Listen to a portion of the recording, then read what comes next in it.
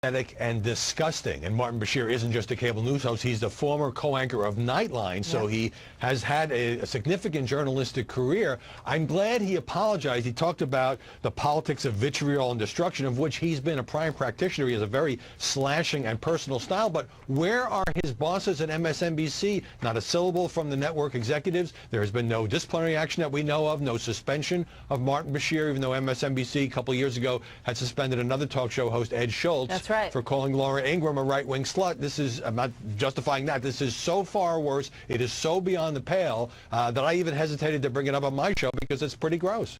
All right, there you go. Welcome back, Steve Malzberg's show. It's time for Malzberg's Media Madness with our friend, the one and only Noel Sheppard, associate editor of Newsbusters.org. Hello, Noel. Hello, Steve. How are you? Can't you believe it's Friday again? I know it's they come faster and faster. Actually, my partner and I have always joked about this, how the years are going faster and faster, but the days seem to go slower. Yeah, no, that's a good point. All right, let me ask you this. That was Howard Kurtz, of course, and you did a story on what Howard Kurtz said about Martin Bashir and his disgusting, filthy remarks about Sarah Palin, where he said that someone should urinate and defecate in Sarah Palin's mouth. But what Howard Kurtz said is still true. A couple of days later, we had Bashir's apology. But still, as far as I know, nothing from the network and no disciplinary action whatsoever. I mean, I still don't understand, even from them, how this is possible. Well, and moving back to Howard Kurtz for a second, I mean, I had tweeted him on Sunday. You know, he's got a show on Fox News now called Media Buzz. And I tweeted him and Lauren Ashburn, who's his cohort on the show, why they didn't bring this up. They talked about Alec Baldwin, but they didn't bring up Bashir. So, I mean, he didn't come. Now, his comment to to Martha McCallum was, well, it was a little bit too gross. Well, then why are you talking about it now? I mean, he had an hour show on Sunday, never said a peep about this. I watch him every Sunday and have potentially the most vile person currently on television, maybe Mars. Well, you said that on this show 2 weeks ago before this latest episode. Yeah, exactly. So where has Howard Kurtz, the media analyst, been about Martin Bashir prior to this point? He's routinely saying, now, this was the worst thing. Frankly, I think this is the worst thing I've seen anybody other than Bill Maher say. I agree with you. If this was, when I first saw this, and as I'm sure you know, I'm the one who broke this story. Yep. So when I first saw this on Friday, this was right after you and I hung up on Friday, he did this. This is how I'm hanging up with you and I'm going and watching Martin Bashir. I had to play it several times because I really couldn't believe that he went in this direction, and I was concerned how to report it because of how vile it is. I guess to a certain extent, I'm therefore supporting Howard Kurtz not doing it. But we're a conservative website. We're a family website. I actually got on the phone with the managing editor to ask him, how do we handle this on our kind of a website? And we kind of can. We decided not to, in the headline, reference in the mouth. We thought that was just not that our readers wouldn't like that. But I don't know how he survives this. I mean, I think it's interesting that we brought up or Howard brought up Ed Schultz calling Laura a right-wing slut or a talk slut. He gets a 2-week suspension for that. This is significantly worse. Yeah. I'm not sure if I've ever seen anything like this from anybody on TV. Noel, I agree with you. I can't. I've never heard anything like this in my life. I can't imagine. I mean, it's worse that it was about a woman coming from a man.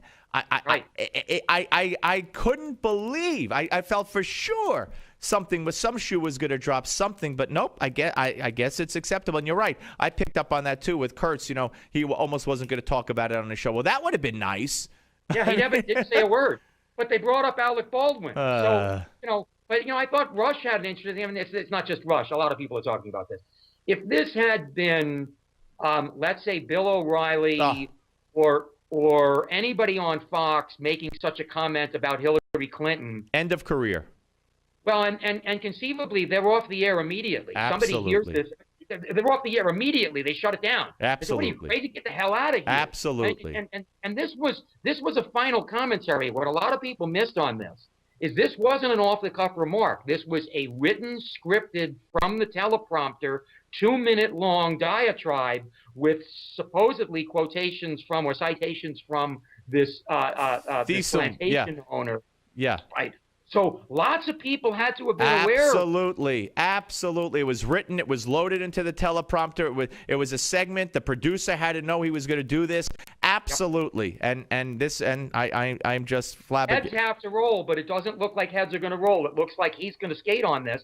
And the other thing about this is he's got one of the lowest rated shows on cable news. I mean, he typically does, I mean, you're going to be shocked by these numbers, maybe not. He typically does about 60,000 in the demo. That's it. He typically does under 400 in total. I mean, nobody watches this show. I mean, for a show that's on every cable, every cable is carried by every cable carrier in the country. We're talking about, a few thousand in every state. That's just incredible. It's exactly. So to me, this is a good opportunity for Griffin to say, you know what, we're done. Your ratings stink. You're nothing but a vile, disgusting pig. We're done. And what I would have liked to have seen, I mean, he did a really good apology, but it would have been interesting if the other commentators and hosts on MSNBC decided, you know what, we got to tone this down. Clearly, they weren't given such a message. I mean, I don't know whether you saw whether it was yesterday or the day before, Michael Eric Dyson going after Matt Lewis of the Daily Caller, basically saying you're invoking white privilege, trying to interrupt. Yep. I'm trying to disrupt a black man, and that was on Bashir's show, and Bashir told Matt to calm down and let him calm speak. down. Yep. I saw that. I played it yesterday. I believe was that you or one of your colleagues who had it on Newsbusters? Yeah, Ken wrote about it. Yeah. So I did have that. All right, just disgusting. Let's move on. We gave it certainly it deserved the time it's gotten because I've never seen anything like it in my life. All right, let's go to something that very refreshing. I that sticker or that question, do you miss me yet, about Bush? Boy, oh boy, do I miss him. So when he was on Leno, I just watched the whole thing. I never watched Leno. I'm either watching reruns of Everyone Loves Raymond or Seinfeld, or I'm going to sleep. But I made it a point to stay up. And here's a part of what George W. Bush, cut 41. Here it is. Do we have cut 41?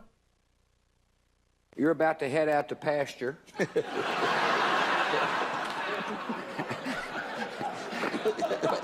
Just wanted to see what you look like before you got to the gate. Thank you. That's very kind. Thank you very kind.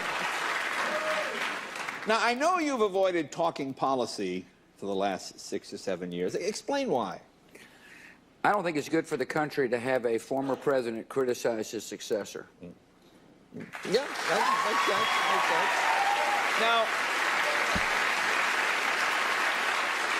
Now, President Obama's kind of getting all the late night jokes now. Are you?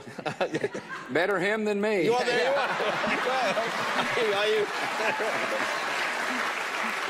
are. Are you glad you aren't president now? Yes, I am. Yeah. 8 years is plenty. Yeah. And then he went on to say when Laura Bush came out, and Laura Bush said, boy, you must have been really scared when he had that heart situation. And she said, yes, I was very. And he said, I wasn't scared. I wasn't scared. Yeah. It was just such a great, refreshing, and I just loved it. It made me feel so warm, and then I realized, wait a minute, back to reality. Right. Well, the thing that was interesting is early on, Jay was thanking him for coming on because Bush doesn't do a lot of interviews. Right. And he said, well, only for you. Right. And then they explored the relationship they have later on. Yeah. They clearly have a very nice relationship.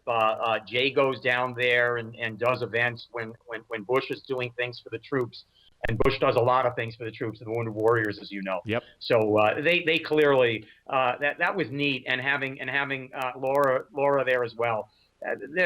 Yes, it was very refreshing. Yeah. It's not what we're going to see. It's not what we're going to see when Baba Wawa sits down with the Obamas the night after Thanksgiving. Well, I'm glad you brought that up because you wrote about that today on newsbusters.org in your blog there, in your column. And Barbara Walters will interview Barack Obama, First Lady Michelle Obama, in their first joint interview this year.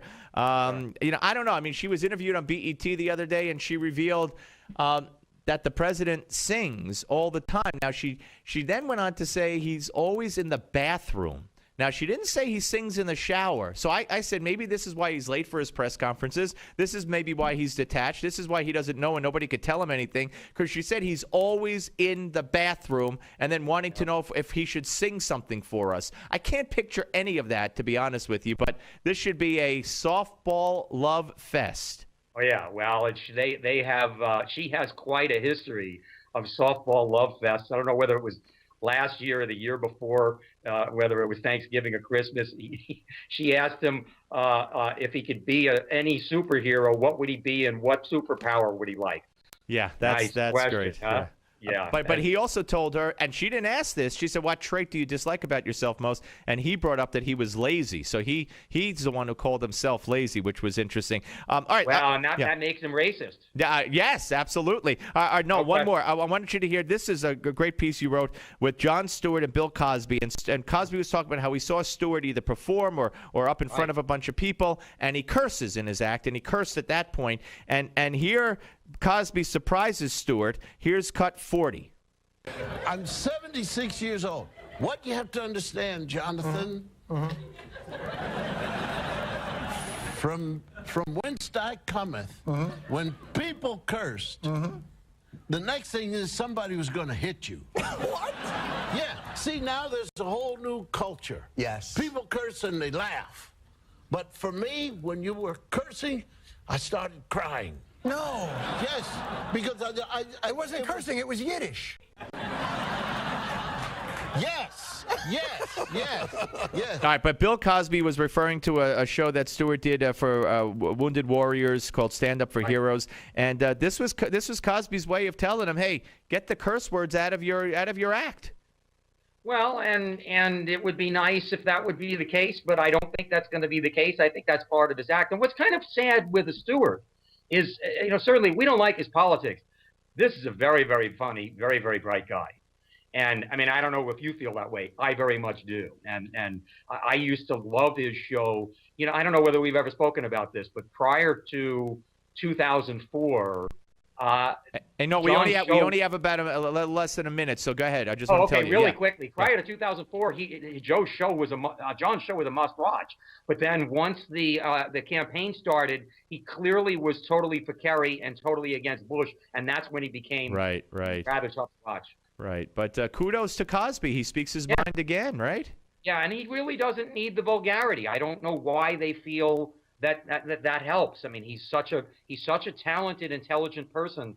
I don't think he needs the vulgarity, but he's clearly not listening to me. Yeah. Hey, listen, Maybe he'll listen to Bill. Have yourself a great Thanksgiving. We'll reconvene in 2 weeks, God willing, and I appreciate all you do for us. Thank you.